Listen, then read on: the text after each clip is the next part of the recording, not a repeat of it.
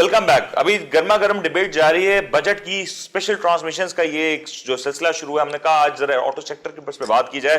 बातचीत चल रही है लेकिन इसके ऊपर एक बड़ा इंपॉर्टेंट फेज आ चुका है। फाद प्रॉफिटेबिलिटी का आपने कहा कि गुज़िश्ता 1 से 2 साल के अंदर इसकी प्रॉफिटेबिलिटी पे इंपैक्ट आया। ये वही टाइम पीरियड है कि तमाम तर प्रॉफिटेबिलिटी बढ़नी चाहिए थी, क्योंकि पाकिस्तान में जो डॉलर की प्राइसेस थी उसमें कंपैरेटिवली भरपूर डेप्रिसिएशन देखने में आई। क्या मुहरिकात हैं कि इसकी प्रॉफिटेबिलिटी इंक्रीज नहीं हो रही, और अगर इस साल के अगर कुछ फिगर्स अगर आप कोट कर दें तो ज्यादा बेहतर हो जाएगा। देखिए, सबसे पहले तो मैं लास्ट ईयर की जो मैंने बताया कि उसमें प्रॉफिटेबिलिटी जो वो हिट हुई थी, उसका मेन रीज़न ये था कि कोविड की वजह से जो है तकरीबन 3 से 4 महीने जो वो कंपनीज जो वो लॉकडाउन में थी, प्रोडक्शन नहीं थी, सेल्स नहीं थी। इवन अप्रैल का महीना था जिसमें एक भी गाड़ी जो है वो फ़रोख्त नहीं हुई थी। तो मेन रीज़न ये था कि जिसकी वजह से मैसिव जो है ना हिट पड़ी कंपनीज़ की प्रॉफिटेबिलिटी को। इससे पीछे अगर जाते हैं तो उस वक्त इकोनॉमिक कंडीशन ऐसी थी कि जिस पे हमने देखा कि इंटरेस्ट रेट आपके डबल डिजिट में थे, रफली 13%। इंटरेस्ट रेट कम आना शुरू हुए जब कोविड-19 की फर्स्ट वेव आई। होता यह है कि ख़ास तौर पे अगर हम कार्स की बात करें, व्हीकल्स की बात करें, तो इसका इंटरेस्ट रेट के साथ आपकी जीडीपी के साथ एक अच्छा खासा कोरिलेशन बनता है।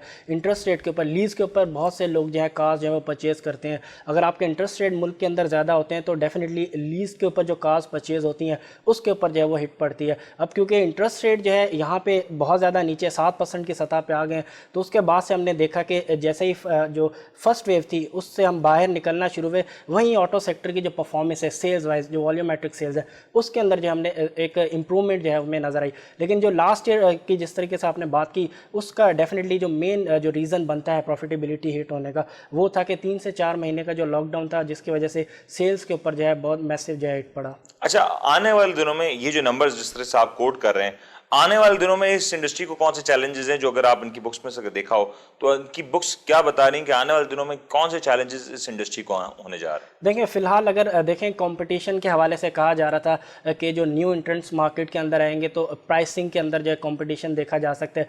जिस तरीके से हमने दीगर इंडस्ट्री में ओवरऑल देखते हैं कि यहाँ तो सप्लाई जो है आपकी बढ़ती है या न्यू प्लेयर जो है मार्केट के अंदर आते हैं, तो प्राइसिंग के अंदर ओवरऑल इकोनॉमिक्स के अंदर जो है डाउनवर्ड प्रेशर हम देखते हैं। लेकिन यहाँ पर फ़िलहाल ऐसा नहीं हुआ। तो एक जो मैसिव जो चैलेंज था कि अगर न्यू एंट्रेंट्स आते हैं तो शायद एक प्राइस वॉर जो हम दीगर सेक्टर्स में देखते हैं इसमें भी देख सकें, तो वो तो ऐसा नहीं हुआ। तो इसका मतलब है मार्केट के अंदर जो है जो एक एपेटाइट थी, जो डिमांड थी व्हीकल्स की, उसमें वो अच्छे से कंज्यूम हो चुकी। तो वो एक जो प्राइस का जो इम्पैक्ट आ सकता था नए प्लेयर्स के आने से, ऐसा तो हुआ नहीं।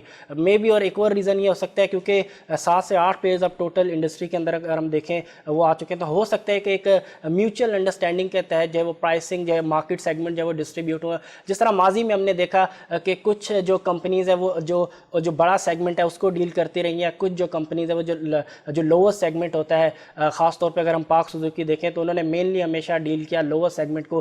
फिर आप होंडा कार की बात करें या इंडस मोटर की, तो उन्होंने जो लार्ज सेगमेंट है, तो एक मार्केट सेगमेंट जो है वो डिस्ट्रीब्यूट होते हुए हमने माजी में देखे कि जिसकी वजह से प्राइसिंग के हवाले से किसी किस्म का जो है प्रेशर नज़र नहीं आया। तो हो सकता है कि अब भी जो है इन जो नए प्लेयर्स जो मार्केट के अंदर आए हैं तो उनके साथ भी कुछ इस तरह की अंडरस्टैंडिंग जो है वो हो चुकी है, अंडरस्टैंडिंग क्रिएट किया। लेकिन शहजाद साहब, अगर ये अंडरस्टैंडिंग प्लेयर्स आपस में बना लेंगे तो मार्केट का कंपटीशन कहाँ जाएगा? जो टोयोटा बनाता है वो होंडा नहीं बनाता, जो होंडा बनाता है वो सुजुकी नहीं बनाता। ये एक ऐसा पक्का माफिया है और ये एक आपस में ऐसा कार्टेल बना हुआ है कि इन्होंने आस्ता आस्ता जो कुछ नए प्लेयर्स आए ना उनको भी अपने रंग में रंग लिया है। मुनीर भाई, ये जो खित्ता है ना हमारा पाकिस्तान जिसको कहते हैं, ये ऑटोमोबाइल के लिए करके ये जन्नत से कम नहीं है। हमारी टोटल जो खपत है गाड़ियों की, वो सालाना 10 लाख गाड़ियों की खपत है। और मैन्युफैक्चरिंग कितनी होती है यहाँ पे? मैन्युफैक्चर नहीं, असेंबलर्स हैं। नहीं, मैन्युफैक्चरिंग स्टॉक हमारे मैन्युफैक्चरिंग वो तो कुछ भी कहें, ये असेंबलर्स हैं। ये सीकेडी, ये एसकेडी असेंबलीज ये इंपोर्ट करते हैं। मैं आपको एक बात बताऊं, आप फर्ज करें कि एक मैं मिसाल दे रहा हूं, $1 करोड़ की गाड़ियां पाकिस्तान में इन्होंने बेची, $80 लाख की सीकेडी एसकेडी असेंबली इंपोर्ट की। आप मेरी बात समझ रहे हैं? इससे तो गवर्नमेंट को कहां से रेवेन्यू का फायदा नहीं आया ना। लेकिन मैंने आपको एक और बात की कि जो इंपोर्ट जिससे ले रहे हैं और जो एक्सपोर्ट करा इनकी सिस्टर्स कंपनी है, तो वहां पर भी मार्जिन ठीक ठाक। यहाँ ये रोते हैं कि देखें ना हमारे पास आजकल का जो रोना है फ्रेट इतना ऊपर चला गया, हम क्या करें, मर गए हम। अभी एक और अपडेट ये भी आ रही है कि रॉ मटेरियल इंटरनेशनल मार्केट में कुछ महंगा है, इसकी वजह से भी शायद प्राइसेस हाई रॉ होने जा रही है। मटेरियल तो मार्केट में दुनिया के अंदर डिमांड ही नहीं है, ये जिस रेट का चाहे इनको मिल जाएगा। यहाँ प्रॉब्लम ये है कि ये झूठे हैं, लेकिन ये ओपन मार्केट से लेना शर्त होगा। ये झूठे हैं। ये देखें, बात ये है, देखें ये जो जापानीज असेंबलर्स है ना, ये जापान से लेना, आप हमें मेड इन जापान चीज देना, चाहे असेंबल करके दें। आप दुनिया के 19 मुल्कों से सीकेडी एसकेडी असेंबली इंपोर्ट्स करते हैं। एक ये पार्ट्स जो जापान में $1 का है, यही पार्ट्स चाइना में $1 में 10 हैं।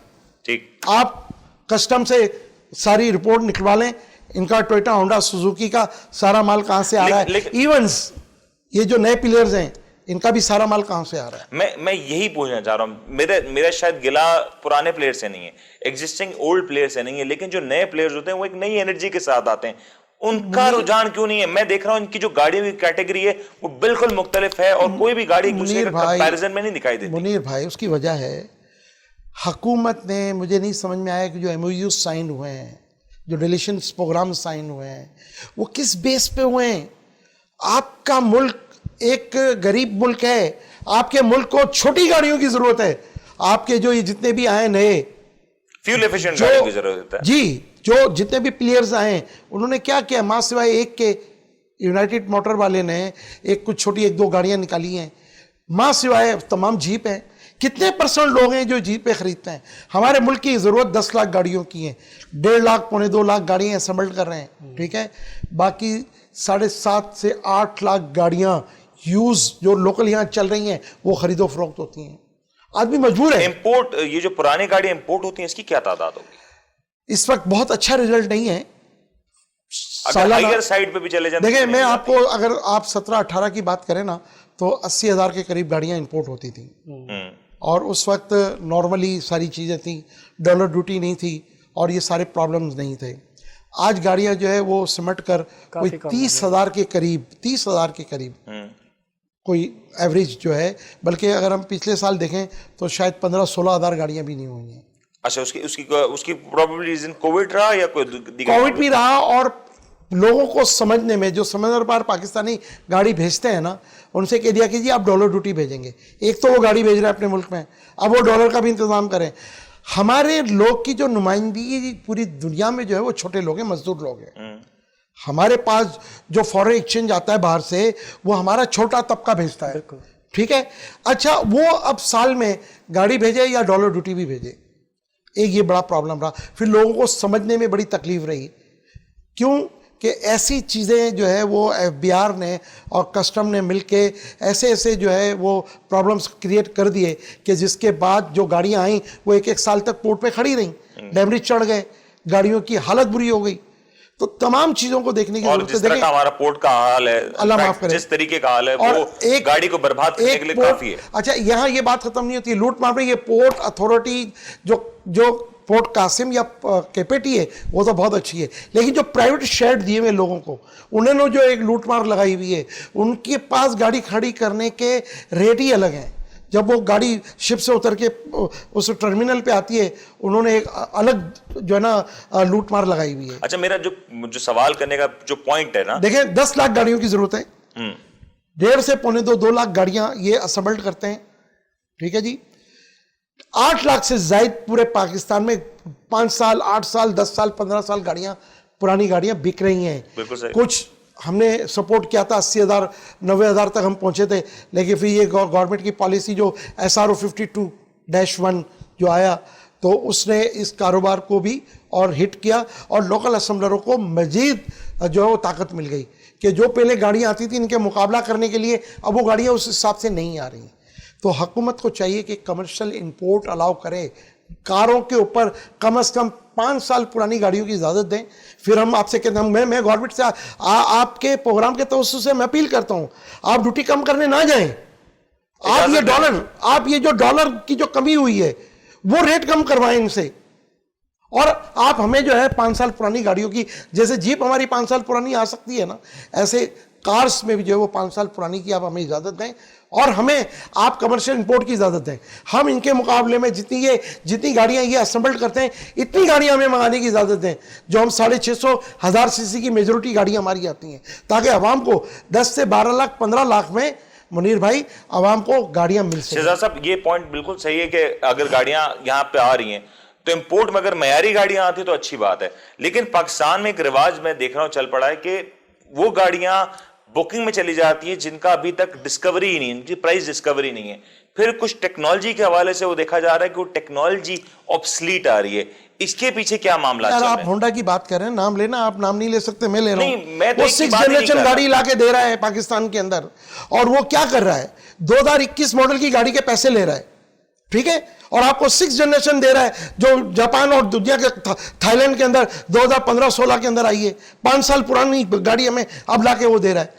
तो मतलब गवर्नमेंट पूछे ना, वो टेक्नोलॉजी ये जो मिनिस्ट्री ऑफ इंडस्ट्रीज है और ये ईडीपी जो बैठा हुआ है, ये क्या कर रहा है, ये पूछे ना कि आप 2021 की गाड़ी के पैसे लेंगे। आप देखें कितनी अच्छी बात की है होंडा वालों ने, गाड़ी की बुकिंग शुरू कर दी, प्राइस नहीं है, आप जी मतलब 10 लाख रुपए एडवांस दे दें, कोई स्लैब दिया, कुछ कोई नहीं, आइडिया, कुछ भी नहीं, सिर्फ 10 लाख देके बुकिंग कर लें। क्या हो रहा है इस मुल्क? 10 लाख देके बुकिंग कर ले जी, फिर जो होगा वो आपको डिलीवरी की डेट पे। और एवरेजली उसकी प्राइस क्या होगी गाड़ी की? मेरा ख्याल है कि वो प्लस जाएगी, कोई जो सादी गाड़ी होगी वो 26 लाख से ऊपर जाएगी। और इसकी डिलीवरी डेट अंदाजन कितने टाइम तक? अभी तो ये तो कहते हैं कि हम 3 महीने में दे देंगे, लेकिन मुझे ये लग रहा है क्योंकि इन्वेस्टर इसमें भी घुस गया है, तो मुझे नहीं लगता कि आवाम को बुकिंग के अंदर 6-7 महीने से पहले मिले। लेकिन देखिए, मैं आपको बताऊं, एक इन्होंने कहा जी कि इस वक्त जो है वो बैंकिंग चैनल से लोग बहुत गाड़ियां खरीदते हैं जी, तो क्या कोई बैंकिंग चैनल से आपने कभी सुना कि मुनीर साहब ने गाड़ी बुक कराई हो? वो बैंकर आपको क्यों 8 महीने के लिए एडवांस पैसा देगा टोयोटा होंडा को? वो ये कहता है कि अभी 15 दिन में गाड़ी आपकी बाहर आ जानी चाहिए, तो वो जो ब्लैक मार्केटिंग का पैसा वो शख्स अलग से देता है। और बैंक वाला जो है, जी, बैंक वाला जो है ना, वो ऑन पैसा नहीं देता, वो तो बोलता है जो कीमतें मैं दूंगा, आपने गाड़ी खरीदनी है, ब्लैक मार्केटिंग का पैसा आप दें। ये इतना बड़ा जुल्म हो रहा है, बैंक के नाक के नीचे हो रहा है, हुकूमत देख रही है इस पे क्या हो रहा है। और हम कह रहे हैं कि जी, इनकी बात को मैं सेकंड कर रहा हूं, ये बिल्कुल सही कह रहे हैं कि जी बैंक इंटरेस्ट नीचे आया, उसकी वजह से कुछ खरीदारी में इजाफा हुआ है, लेकिन ये जो प्रॉब्लम है, कौन सा बैंकर जो है वो आपको देता है? मैं बिल्कुल आपका पॉइंट समझ गया, लेकिन फाद अगर ये 10 लाख रुपए जिस तरीके से शहजाद साहब कह रहे हैं, मैं इस फिगर को जरा वेरीफाई जरूर कम करेंगे प्रोग्राम के बीच में, लेकिन जी 10 लाख रुपए का अगर अमाउंट, काफी बड़ी अमाउंट में अगर इस तरह से आती हैं और अगर इस तरह की प्रॉफिटेबिलिटी जनरेट हो जाती है, 6-6 महीने के लिए अगर ये पैसा पार्क किया जाता है, तो फिर इनकी बैलेंस शीट, इनकी बुक्स कितने ज्यादा से प्रॉफिट ले सकते हैं? देखें, बहुत ज्यादा प्रॉफिट। और इन्वेस्टर्स को से क्या, जो शेयर होल्डर्स हैं, उसको इस पे क्या इंपैक्ट मिल रहा है? देखिए, शेयर होल्डर्स, जो इन्वेस्टर्स हैं इन कंपनीज के, जो शेयर्स होल्ड करते हैं, तो उनके लिए तो डेफिनेटली पॉजिटिव होगा, क्योंकि कंपनीज तो अल्टीमेटली प्रॉफिट तो जनरेट कर रही होंगी, अगर, क्योंकि ये इनकम इनकी गिरती है आपके अदर इनकम्स के अंदर। कई कंपनीज इसके अंदर ऐसी हैं जो बिलियंस ऑफ रुपीज़ जो है अदर इनकम की जो है सूरत में जनरेट करती हैं। मेनली जिस तरह 10 लाख रुपए, क्योंकि अभी तक उसकी इवन प्राइस भी जो है वो कंज्यूमर्स के डिस्क्लोज नहीं की गई, 10 लाख के ऊपर जो है गाड़ियों की जो है वो बुकिंग अब स्टार्ट हुई है, तो ये डेफिनेटली आवाम को तो बहुत ज़्यादा, मैं कहूँगा कि एक लिहाज से लूटा ही जा रहा है। और ऑब्सलीट टेक्नोलॉजी जो कि 2015-16 में हमारे दीगर जो ममालिक, हमसाया ममालिक, वहाँ पे आ चुकी है, यहाँ पे वो आप 6th जनरेशन दे रहे हैं, आप कीमत लगा रहे हैं उसकी 2021 की। अब यहाँ पे क्वेश्चन मार्क है, वो रेगुलेटर इदारे जो कि जिनका काम है इस चीज़ के ऊपर चेक रखना कि आया जो आवाम है इतना पैसा दे रही है कि उसको उस क्वालिटी की चीज़, उस टेक्नोलॉजी की चीज़ मिल भी रही है या नहीं। पैसा दे रही है आवाम, और टेक्नोलॉजी के हवाले से अभी भी काफी ज्यादा शकूक शुबात पाए जाते हैं। और जिस तरीके से अगर शहजाद साहब जो बात ही कह रहे हैं, अभी गाड़ी की अगर प्राइस डिस्कवर नहीं होती और उसके बाद भी गाड़ी की बुकिंग का अमल शुरू हो जाता है, तो इसका मतलब पाकिस्तान में तो गाड़ियों की इतनी बड़ी डिमांड पाई जाती है जिसको पूरा करना शायद इन 5, 6, 7 मैन्युफैक्चरर्स या असेंबलर्स इनके लिए नाकाफी होगा। गवर्नमेंट इसके ऊपर क्या कर रही है? बजट प्रपोजल इनकी तरफ से क्या है, और गवर्नमेंट क्या कुछ इस बार बजट में नया लाने जा रही है ताकि आवाम को कुछ रिलीफ मिल सके? ब्रेक लेते हैं, ब्रेक के बाद इसी टॉपिक पर मजीद बात करेंगे।